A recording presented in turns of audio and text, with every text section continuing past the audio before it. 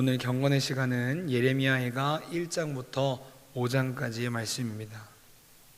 오늘 우리가 살펴보는 예레미야해가는 크게 5개의 시로 이루어진 책으로서 주전 587년 바벨론의 느부갓네살 왕이 예루살렘을 함락시키면서 일어난 사건들을 배경으로 쓰여졌습니다.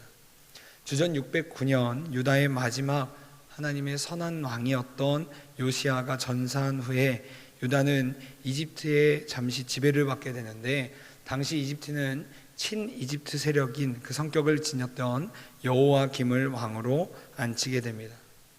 그러나 이집트는 당시 강대국으로 부상하고 있던 바벨론의 힘을 막을 수 없었는데, 이러한 상황 가운데 예레미야는 당시 정치 지도자들에게 우상 숭배의 죄와 회개하지 않는 모습을 가리키면서 결국 이스라엘은 바벨론의 손에 의해서 하나님의 심판을 경험하게 될 것이다 라는 말들을 선포하였습니다.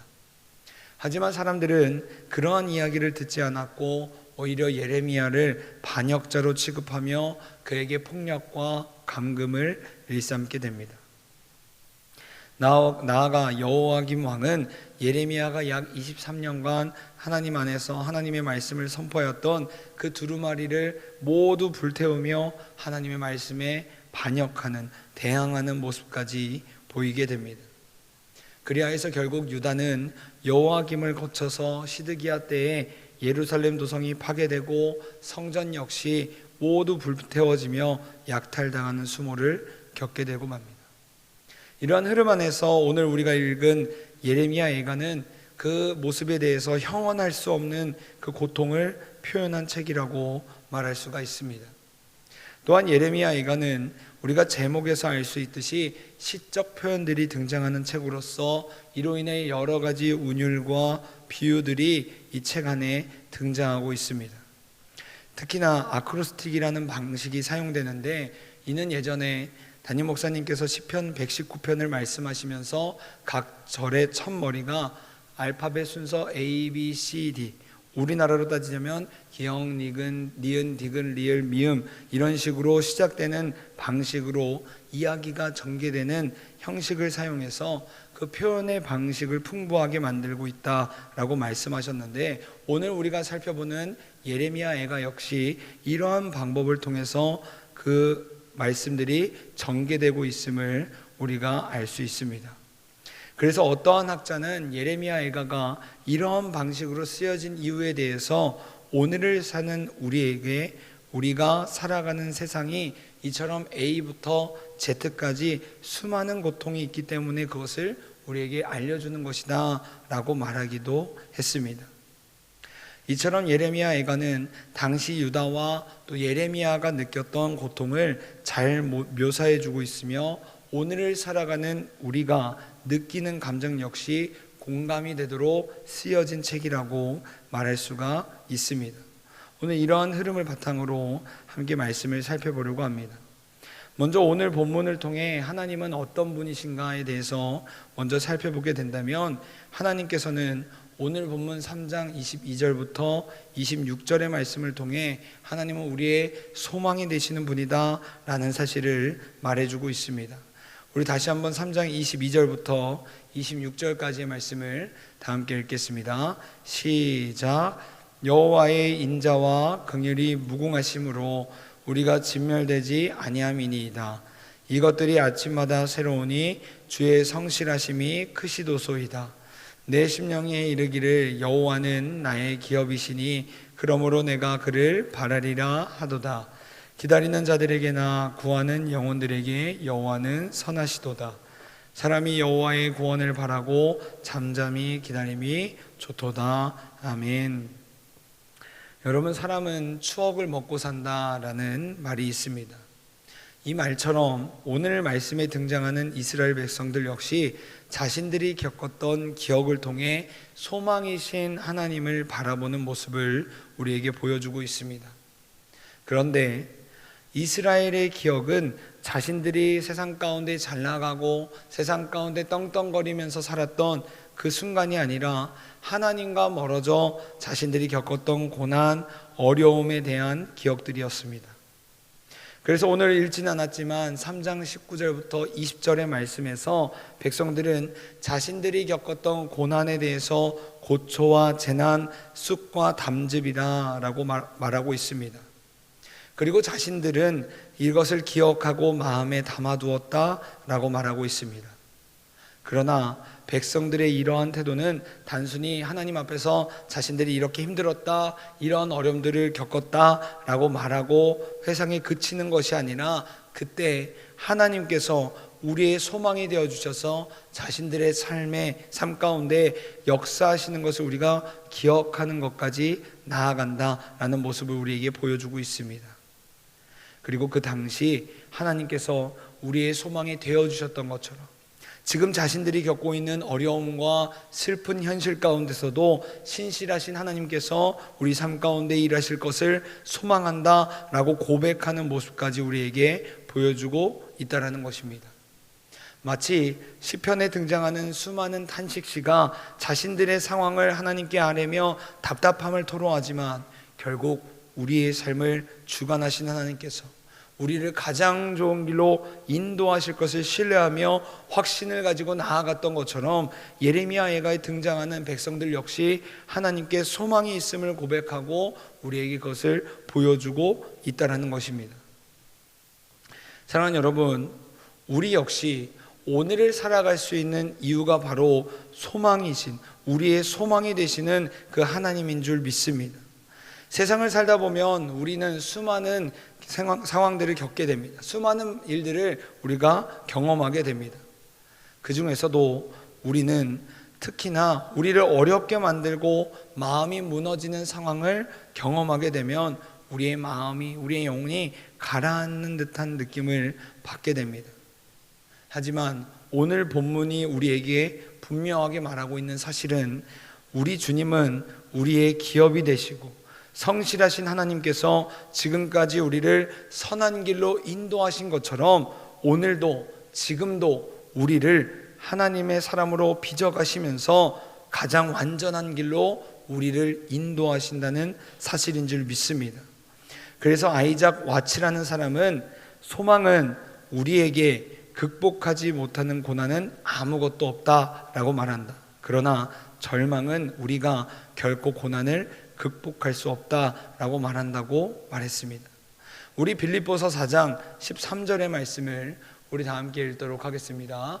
빌립보서 4장 13절입니다. 시작.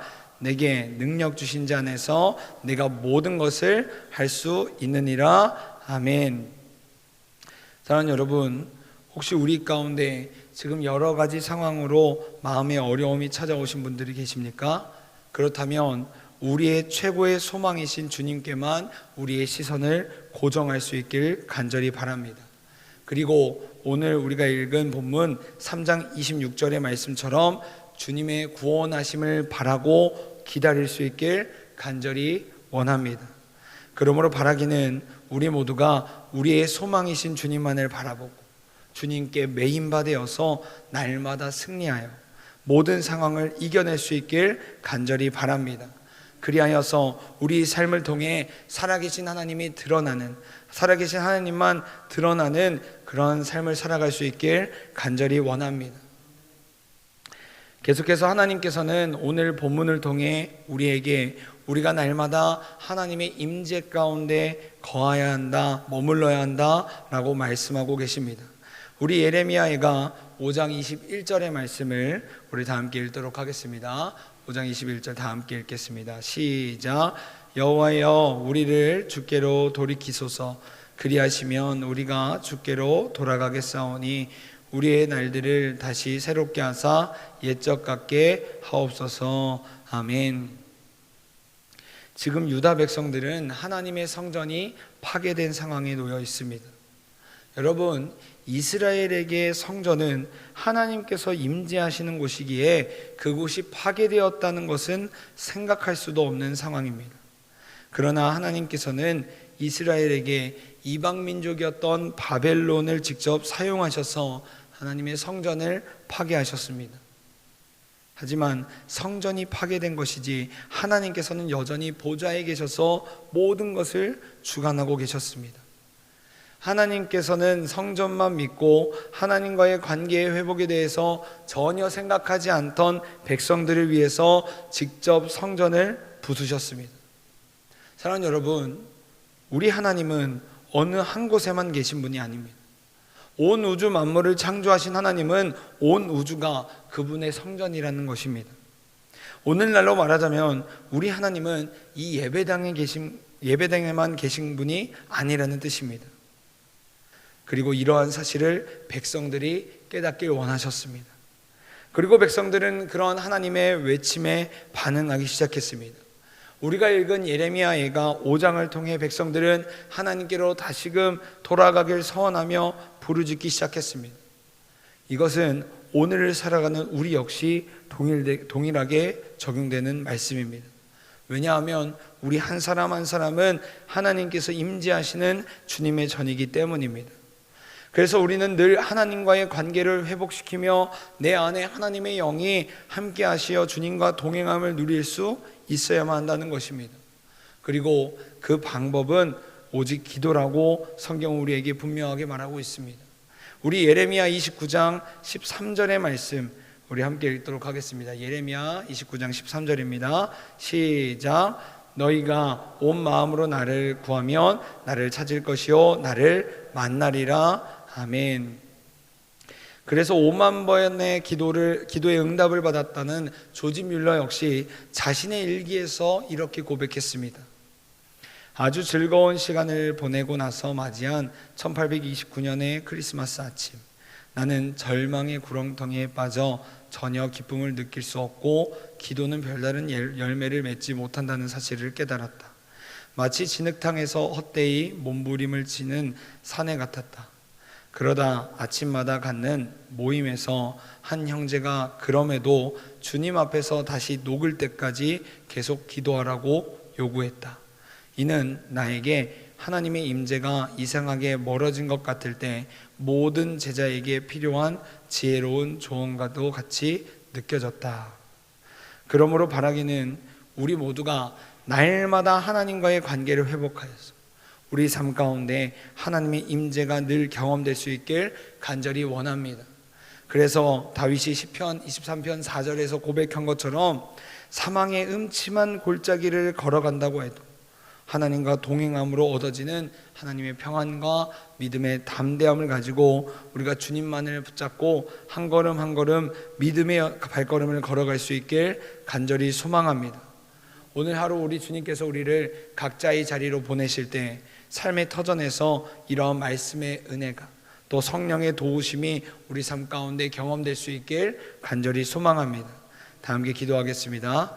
사랑과 은혜가 풍성하신 하나님, 지금도 이전까지 우리를 지켜주셨던 것처럼 지금도 앞으로도 인도하실 성령 하나님, 우리가 예레미야 예가의 말씀을 통해서 봤던 것처럼 날마다 주님만을 의지하고 주님의 임재 가운데 주님의 인도하심을 의지하여서 한 걸음 한 걸음 믿음의 여정을 걸어갈 수 있도록 주님 허락하여 주옵소서. 그리하여서 우리 주님께서 오늘도 가장 좋은 길로 가장 완전한 길로 우리를 인도하신다는 그 믿음을 가지고 그 확신을 가지고 그 기대감을 가지고 우리가 살아갈 수 있도록 주님 허락하여 주옵소서.